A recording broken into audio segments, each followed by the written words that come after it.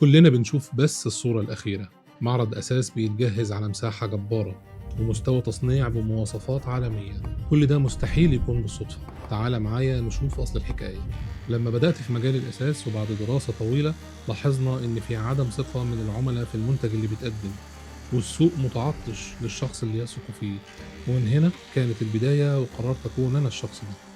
اشتغلنا واجتهدنا وطورنا وتواجدنا تقريبا في كل مكان في مصر، وبعد فترة كلمة ثقة بقت موجودة في عقل وذهن كل اللي اتعامل معانا، وفي مكان بدأنا فيه على أرض الواقع. والنجاح اللي صعب بقى سهل بفضل ربنا ومساندة كل اللي اتعامل معانا ووثق فينا. والخبرة اللي اكتسبناها دي عصارة سنين، واللي دايما مقتنعين إن لسه في أحسن. وزي ما شفتونا بنحافظ على ثقتكم، بنوعدكم بالمستوى العالمي.